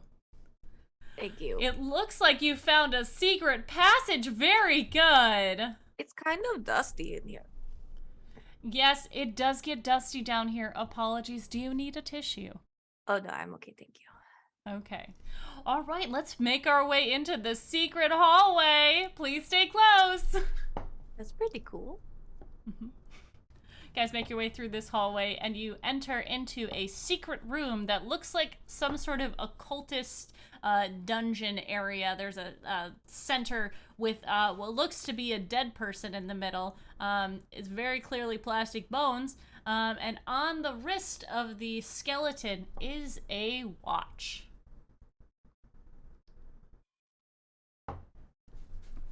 Well, that looks like our watch. Is it the watch? Let's find out. I think we should call the Banshee and see if it's hers. Are you guys ready? That seems dangerous, but okay. All right. I think so. Okay. Everyone call out Leanna. Leanna. Leanna. You guys feel the air sort of sucking out of the room. It gets very cold, and in the corner you see the specter appear, this Banshee with the wailing face, her eyes sunken in, and she kind of looks towards all of you. She says, who's going to be brave enough to give her back her watch? I can. And Colchis will just go and approach, pick up the watch, and trot on over and just, I think this is yours. You see this Banshee take it from you, and as she does, her form shifts into a beautiful young lady, and she kind of looks up at you and says, "Thank you, weary traveler. I can now rest in peace." And she kind of closes her eyes and fades off, and the watch goes with her. I really hope they're all getting paid well enough for this. Well done, travelers. All right, let's make our way out of the room, and we are going to go up. There is a gift shop on the other side. If there's anything you'd like to pick up, you'll have about 10 minutes of adventuring in the gift shop before we're going to head back to the port, all right? I just feel Okay. bad for anyone Okay. that scheduled a tour after us because now there's going to be nothing for them to do. I, yeah, you're right. I was gonna say Talon just like grabs Elena's like forearm and just slowly shakes her head. Just Well, that was fun. You guys make your way up into the gift shop. There's plenty of t-shirts and knickknacks and I survived the haunted mansion sort of dealios. There's a couple dolls of the banshee, both in banshee form and in spirit form, and there's definitely a lot of watches up there. Someone told us to get a shirt. I want a shirt. Did Jenna tell us about the shirts? Yeah. Is that it? Yeah. Mhm. Moxie are- wants a shirt. All right, the shirt is a gold. You're able to get your shirts. Who all's getting a shirt? Hell yeah. Yeah. All right. Yeah, there's plenty that will fit you. You guys each Colchis take... gets a watch to put around a horn.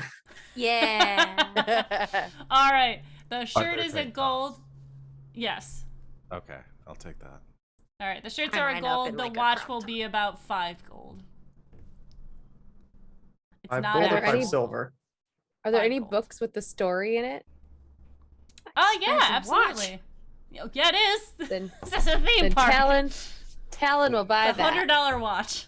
All right, you can get a book for a gold. And you guys make your way out the back. Lydia is in the boat with the lizard folk, waiting for your arrival. You guys entered the boat, and she says, "All right, adventurers, did you have a good time?" Yes. Yeah. Yep. Yeah. All right, we're gonna make our way back. Please let me know if you have any questions about the area or about the family. As we leave, Moxie's talking to everybody like, do you think this would be cool to add on to the circus as like part of a little sideshow maybe? Oh, I think like a little horror show, little haunted house could be a lot of fun. Yeah. Yeah, I'm Especially gonna since do you that. don't have a lot of interactive elements. I don't. You just sit and watch this. You could walk through. And then Mhm. as we're walking, Moxie's just rambling on and like takes out a piece of paper or parchment, whatever it is, and starts writing down ideas. All right. There are other kinds of ghosts too. We're gonna use them. Yeah, if there were real ghosts, I'd bet the Banshee would actually be pretty high up there in the danger scale. Extremely dangerous. Yeah, you would want something that's a little less dangerous to just have around. We have a weird wizard. He can make us something crazy. Probably we'll be all right. Yeah. We'll just enchant like a stuffed dead animal or something. You could have Pepper play a ghoul. That would be fun. Oh yeah, but Pepper like randomly takes his clothes off, so like I don't know if he should Oh. be. Well, That if I would tell have him to it's a be the show, he adults won't. only show. Yeah, we'll see. You guys are going to love Pepper. He's so weird. He's great. He's weird. You guys make port back on the main thoroughfare, and you are able to depart. You see other families coming in for a tour, and you guys are free I was to do. apologizing to all of them as they come in. You don't have to do that. They'll make it work. I just feel really bad. Oh, well, they do a lot of these shows. Maybe everybody looks for something different. Maybe. Sorry. Maybe they were a very forgetful family and they lost a lot of things. So today it was the watch for our group. And, you know, this next group that's going out there now is going to be looking for someone's favorite ankle bracelet. It's like Cabin in the Woods. Depends on what it is.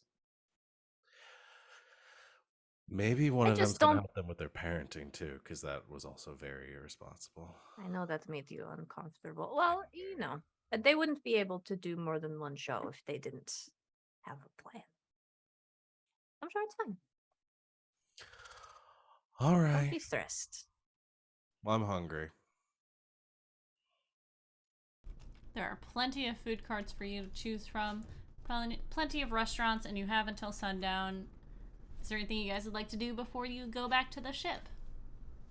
Tala needs to get dark chocolate and things to make a cake. All right. You are able to do this. There's a couple of like grocery stores, little everyday shops. You can get dark chocolate and baking gear without a problem. Do you want to get like a pan or anything, or is it just the flour and all that sort of stuff? Just all the things, because I think she'll teach Arrow to make it on the ship, probably. I'm sure the ship has like an oven of some sort that we can use. So I figured that'll be a way to entertain ourselves on the high astral seas. I don't know. All right. Oh, excuse me. Is that what it's That's called? fine.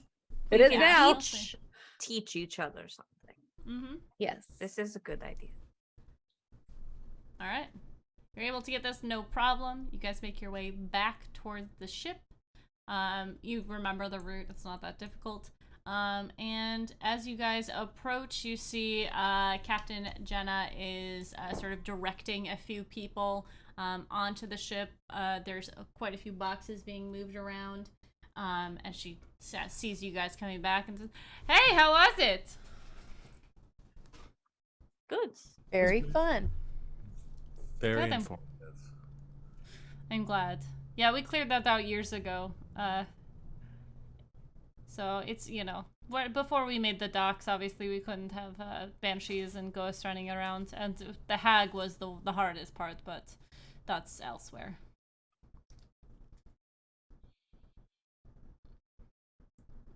Right. So Well, there's still a banshee in there if you need to go back. she looks to the rest of you. So logistical question. Right.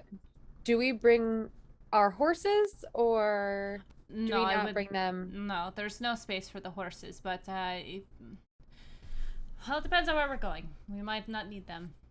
We might need them, but there's just no space. They should be taken care of. If you let me know where they are, I'll make sure that they are stabled for the time we're gone. Okay. And she'll give him the name of the stable that they're at. And Yeah.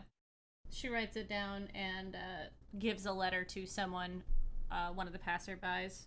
This is mine. You cannot play with it. Thank you. All right. Are you ready to meet the crew? I was able to gather most of my normal crew members, but some of them were not willing to come along. understandable. But we can fill in where you need us. I appreciate that. Do you have any skills as far as sailing goes? I'd probably be a fair lookout. That's yes, I don't that's have- helpful. I don't have a lot of experience on a ship, but Oh. we're all fast learners. Yeah, we're kind of a jack of all trades type of group. We'll be able to help. Well, that's good, because traveling the astral sea is nothing like traveling the normal sea. Mostly because there is no bearing that you can use, really. Alright, you know me. I am Jenna Pondan. And you will find my first mate, and she looks up, and there is a very stern-looking elven sort of form at the top of the ramp. He is wearing a dark blue cape. His skin is very gray blue. Has white hair, this kind of flopping over, very proper sort. He is sort of directing people and looking down upon everyone almost. That is Quadrashin. That is my first mate. They're very stern, and we'll make sure that everything is done according to plan. I would recommend not getting on his bad side, because when he goes into fire mode, it is quite dangerous. What was his name again? I'll give you guys all of them. I'm Okay. realizing with the accent. It is Quadasin. What? Okay. And would you guys like to meet everyone by me introducing, or would you like to go see them yourselves? I think introductions are usually the more. Yes. All right. She'll lead you up the plank, walking past a few of the other the people working on the dock who are loading. Quadasin, these are our companions.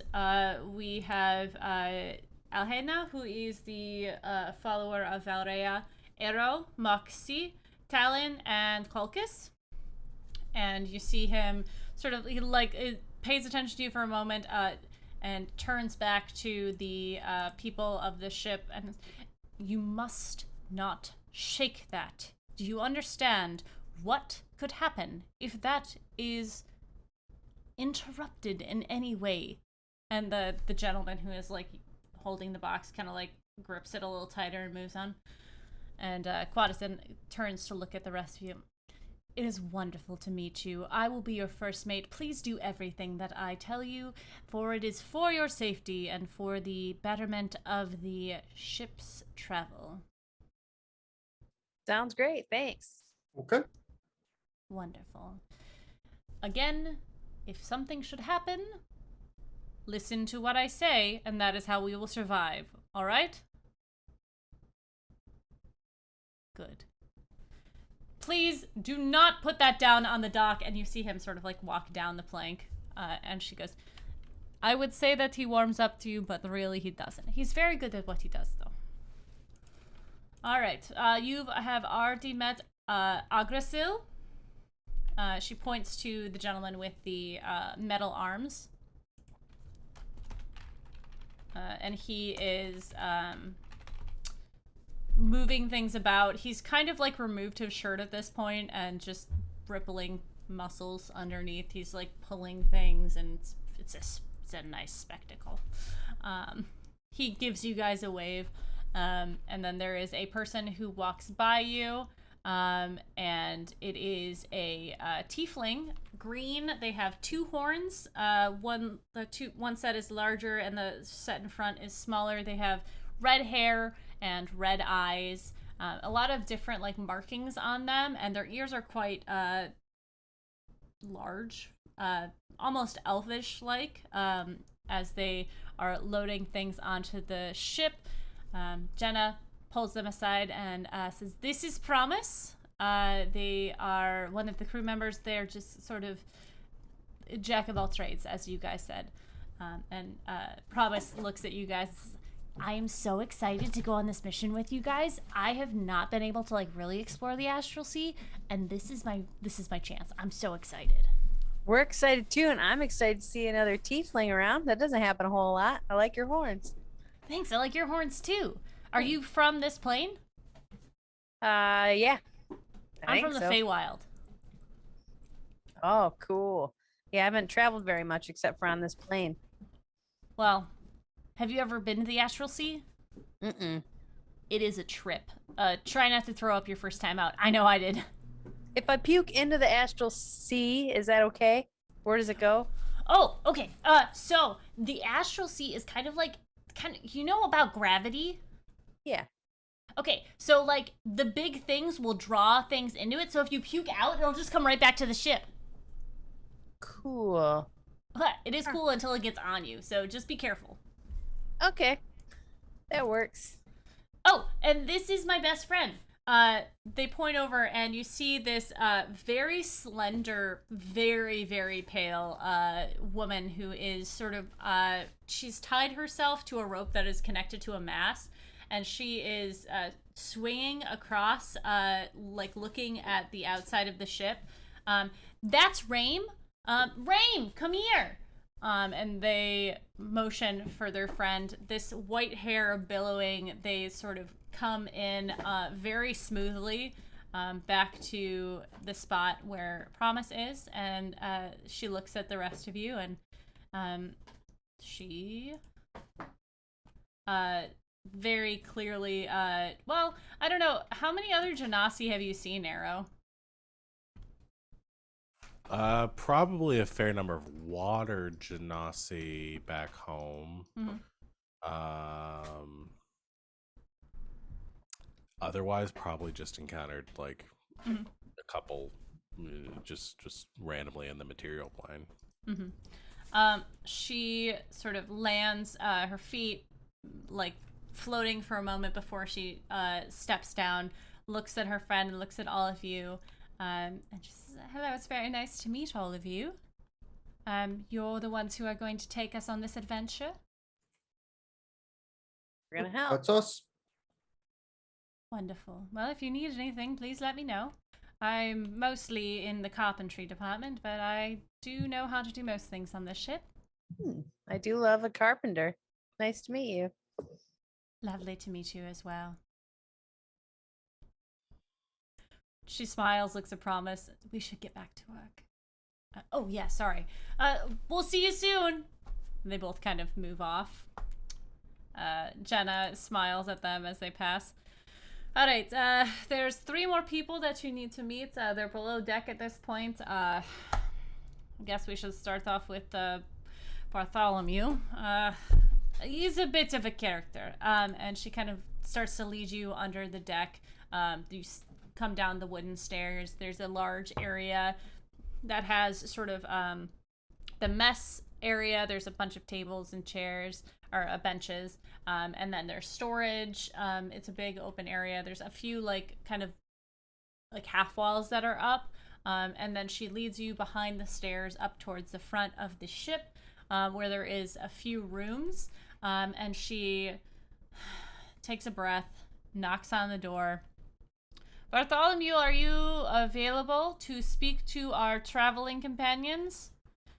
Then you hear a very long, very small sigh. And you hear, yeah, I guess.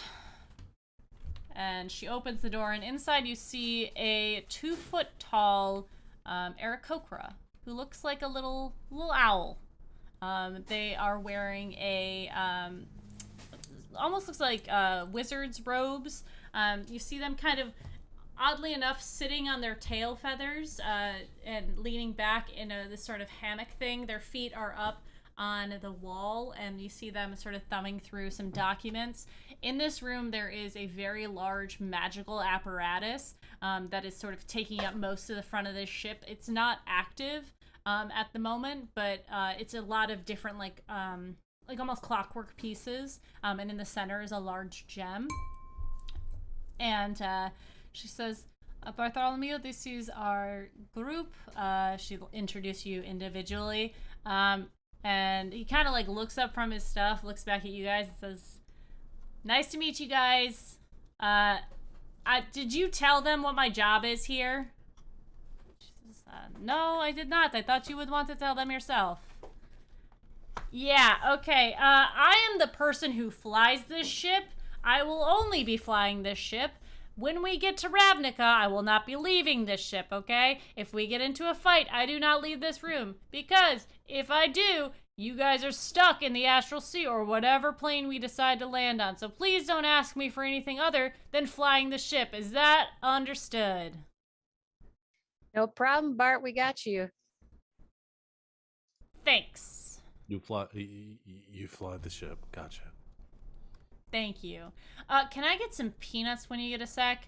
And she's, of course, Bartholomew. Lovely as always. Closes the door. The helmsmen are always such trouble because, of course, they have to fly the ship. And, of course, they keep us safe. But they really are just overpaid. It's a specialty, but it is annoying. He is the only one that agreed to come. I did have to triple his pay. Right. Oh. Arrow, you said you were a chef? Yeah. I would love for you to cook on this vessel.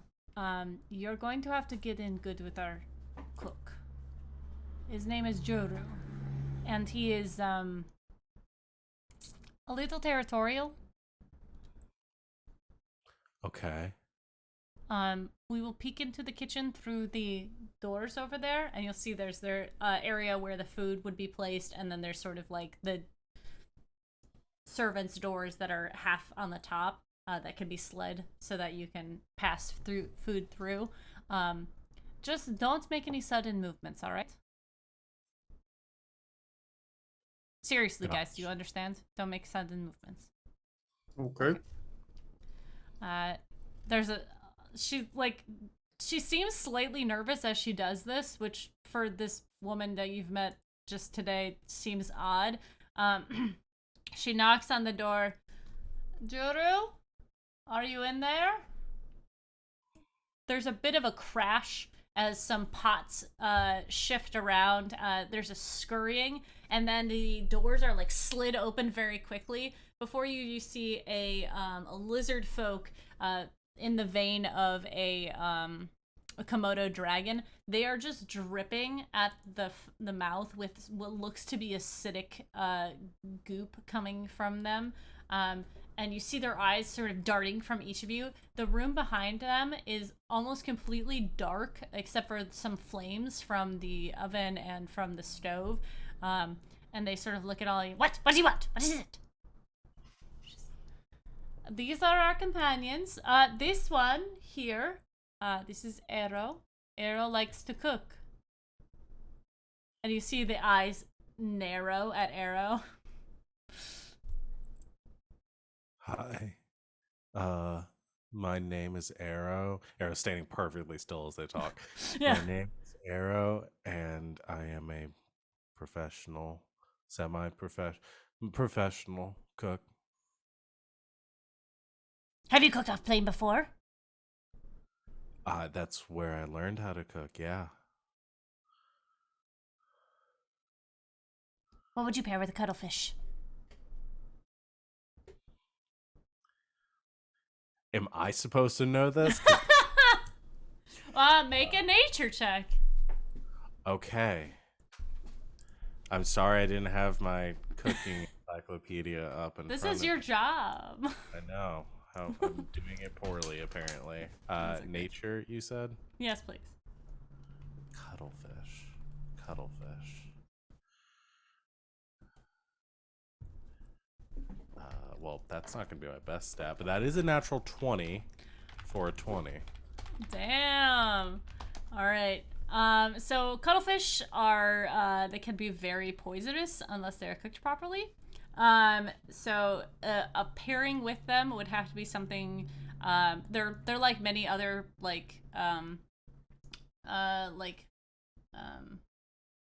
Jesus Christ. Like squid or calamari, and they don't have much flavor to them. So pairing would have to be something that is like either a lot of flavor or very subtle flavor to, like, if you're trying to enhance the flavor of the cuttlefish, it has to be very subtle.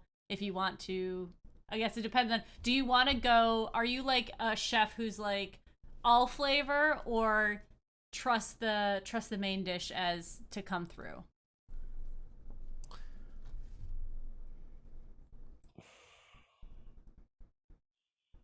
I think Arrow is all about enhancing the effectiveness of the ingredients. So wouldn't want to overpower the main entree. Would want to uplift it. So yeah, my brain isn't working to come up with the normal bullshit that I would normally That's come okay. up with in this situation, but Arrow expresses that is all Okay. I can get right now. Yeah, it says, yeah, so I would want something to accentuate the mild flavors of the cuttlefish. Perhaps a nice salad or a some sort of stirred fried vegetable medley, something along those lines. His eyes continue to be narrowed, and he just kind of like pulls himself back slightly, and the door's just shut. And you see Jenna kind of like looks at you and is like, that went really well. You must know your shit. Should I not go in the kitchen, or I would just wait. It was just going to be a slow process for you. Okay. All right. Also, if you do go in, I would not suggest anyone else going in the kitchen. It's very territorial, like I said. But when you do, avoid the. She kind of motions to her jaw. The acid. Yes, it is. It can be quite bad for human skin or humanoid skin. Luckily, as a water genasi, acid's like not too big of a deal for me, but I definitely catch your drift. Well, then you're fit in right away, and she like slaps you on the shoulder. now. Thank you. All right, we're going to go one deck below. We're going to go to the med chambers. Again, a little warning. Like I said, well, I did not tell you. Getting this crew together is, they're not... I don't want to call them unstable, but they are, to take this endeavor, they're not all solid on their feet, if that makes sense. No, So- we completely understand that, I think. All right. You're going to meet Sue. She is our surgeon. She is a halfling, and she has a companion. Is anyone skittish about necromancy? No, one of my favorite people's a necromancer. Perfect. Okay, so yes, she has a companion who is an undead. Their name is Me. Just acting like they're normal is probably your best bet, okay? All right. She'll lead you down another set of stairs to another room that is has a big like red cross on the door. Opens it, and inside there is a halfling woman, slightly pale skin with glasses, very put together outfit, hair tied back up into a ponytail on the top, and the rest of it flows back in a very practical way. She is taking note of all the items on the table. Behind her is basically a skeleton with just a bit of flesh still left on it. It is mostly gaunt and like one step away from, you could boil this thing in 2 minutes and it'd be just bones.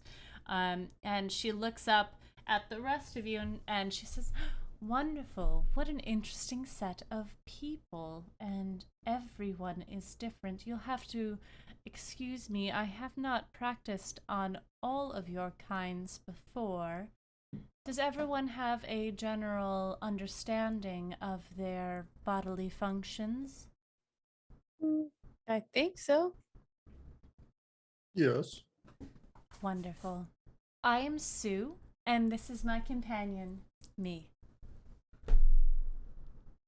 Nice to meet Lovely you, to Sue, meet and you. me. If there's anything that you need, please let me know. I am happy to work on you.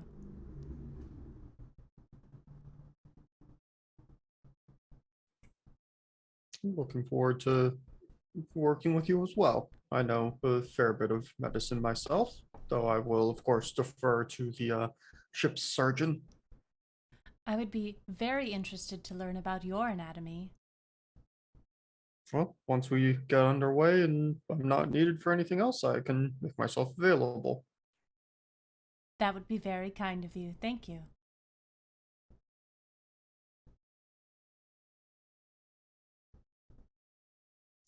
She stands there I wouldn't- smiling at you.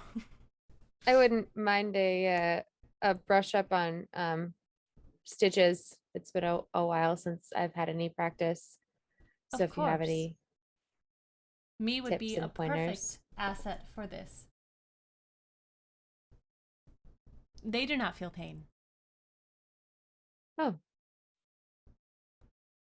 I just practice on a piece of leather, but I guess something living would be an interesting Why practice twist. on some? Yes, why practice on something that isn't the real deal?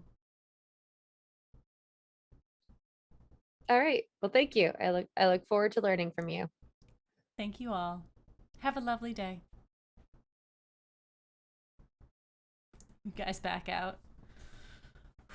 Sue is weirder than the undead person, I think. I say extremely quietly. Well, that's wrong. Look forward to peeling back that onion. And that is everyone that is going to be on our ship today. Well, for the foreseeable future. It's a lot of people. I like it. I feel taken care of. Good. We're going to have quite an endeavor in front of us. Like I said, Jacob went missing many years ago, and for him it could have been even longer. We don't know. But hopefully once we get the Ravnica and get the right tools, we can do a straight shot. But again, it's kind of shot in the dark. Having Root on board is not going to be an issue, correct? No, however, there. So let's actually go through that. Why don't you join me in the mess hall? She'll lead you guys back upstairs. Do you have any luggage that you want to put in your rooms first? Yeah, I want to put my stuff. Yeah, away. probably we'll drop stuff. Just offload packs and stuff. Yeah. There's a lot of one room that's full of like hanging hammocks for everyone. Jenna will not be sleeping in this room.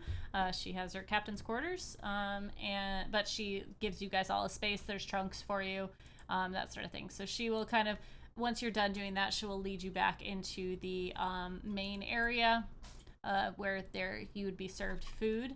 And her right hand, or actually, Quadison is going to be next to her as she starts sort of doing a presentation.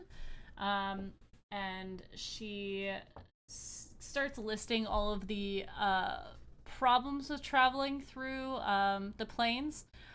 She'll go through, all right, so when the two of you traveled here from your planes, we have very specific mapped out routes that we take, okay? So what we're going to do, and what I normally do, is sort of more of a free flow into the Astral Sea, finding our way in through these ports to the different planes of existence. What we're going to be attempting is kind of, as I said, like a shot in the dark. There's a lot of unknowns. So I shall go through all of the possible things that could happen to us on this mission. So if you'd like to take notes, you can. Otherwise, just hang out and listen to my spiel for a moment. Okay.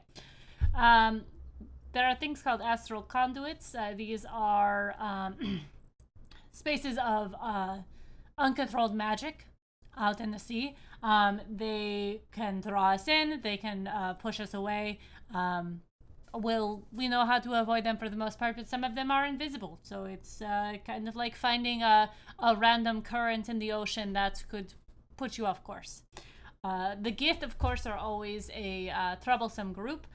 They are travelers who live in the Astral Sea, and they are beings of that area. They have been known to travel outside of it, but for the most part, they are like pirates on the ocean. Does this make sense?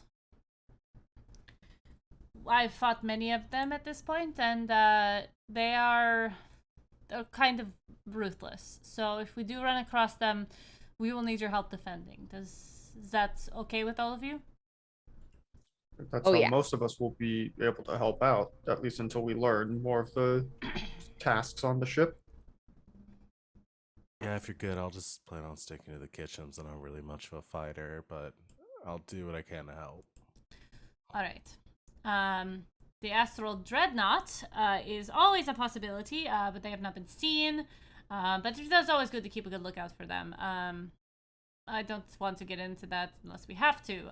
Time fractures. So without proper magics, you can pass into a different time, or something that either accelerates the time around you or decelerates. It is quite, again, complicated. There's a lot of different possibilities. So that is something we want to aim not to do. However, it is probable that it might happen.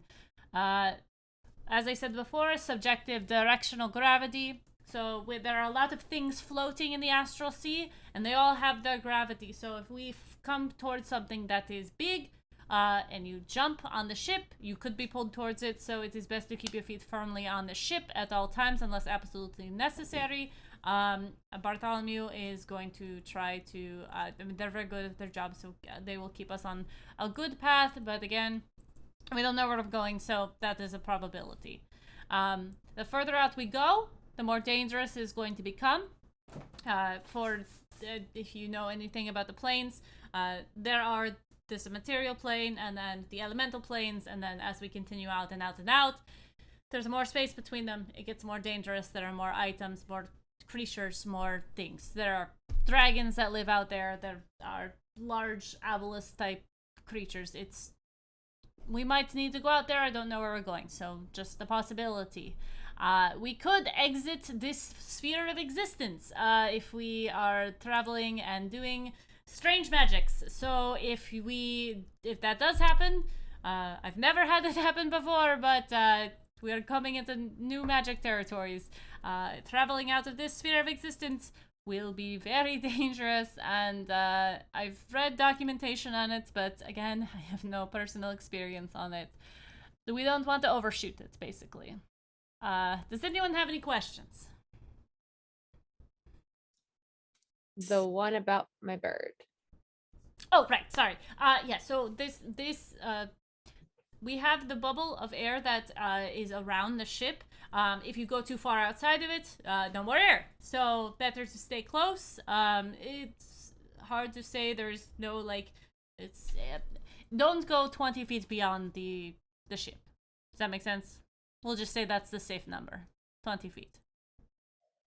Okay. Okay. So he's good to like fly up to the crow's nest. Yes. Again, the only other issue might be gravitational pull, but as long as he stays close, shouldn't be a problem. Okay. Okay? Yes. Sounds scary. I like it. Are you sure you guys want to do this? It's not a walk in the park. We don't have a choice either way anyway, so let's have at it. Yeah, I don't feel like I have a choice at this point. So Well, we always have a choice, but I do think most of us here are devoted enough to our gods of choice and feel it is our duty. But yes, we are committed. All right. Well, we're going to take off tonight. We won't arrive to Ravnica until tomorrow afternoon at the earliest, again, time fluctuations, but why don't you guys get settled and we'll have dinner soon. Oh, does anybody have any allergies or bad limbs? Anything I need to know about health concerns? Not me. All right. So I'll leave you to yourselves, and I'll let you know when dinner's ready. And thank you for this mission. totally. Thank you for agreeing to take us without too much protest. I miss my uncle dearly. I did not really get to know him. I was about 3 when he left.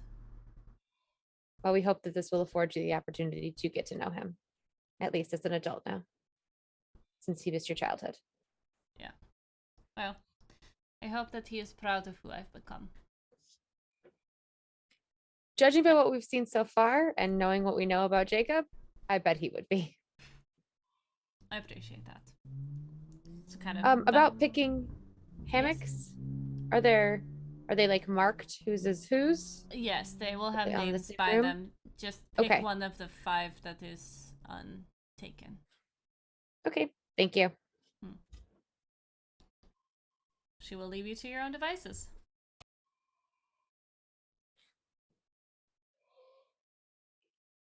Did that all go about how we expected? I don't know what I expected, so I think so. More or less. Cool. Are their hammocks going to be sturdy enough for us larger ones? No time like the present to check it out. Gonna take one of the lower hanging ones just to be safe. Fair. Yeah, you are definitely able to do that. You might have to reinforce it. There's a larger one that you can take. Yeah. Does anybody else want to do anything before dinner? I want a top hammock if I can have one. Mm-hmm. I don't know why. She's least likely to hit her head getting up. Fair. There's a few people on this ship who probably won't be sleeping all through the night anyways. Alright. Unless there's anything else, I think that's a good place to end it for the evening. Alright. Thank you guys for hanging out and putting up with my nonsense and playing this silly game with me. I'll get you guys the NPC names and all that so you can have them for your stuff. Let's go around and have everybody tell the people watching where they can find you, what you do, starting with Savvy. That's me. Hi, I'm Savvy. I'm at Savvy Seaworth on the internets, mostly on Twitter, where you can find my streaming schedule pinned to the top of my page. I'm here Sunday nights, and then Thursdays through Mondays, I am on twitch.tv/game nights. It's game with 2 G's, nights, O with a K, either playing in games or running them. That's what I do. And I'm next. I remember that this time. Hi, everyone. I'm Val. Once again, you can find me on the Crayons Count, Twitter and Twitch. I am here Sundays, and then I'm over on GGK, like with Savannah, Thursdays and Mondays, playing running games. Join us next Saturday for the first session of Ward 47. It's a game that I'm going to be running. We're going to be playing Parslings.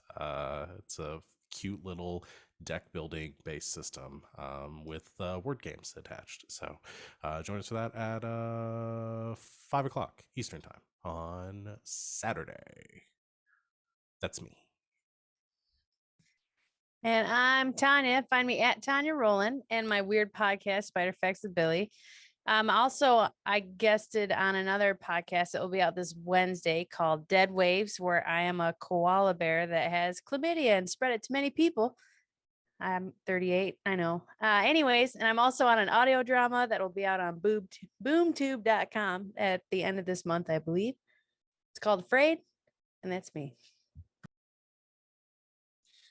Hi, I'm Rachel Elizabeth. You can find me here on Twitch at Rachel Elizabeth, and on Instagram and Twitter at Rachel is a mess with the Z in the middle instead of an S.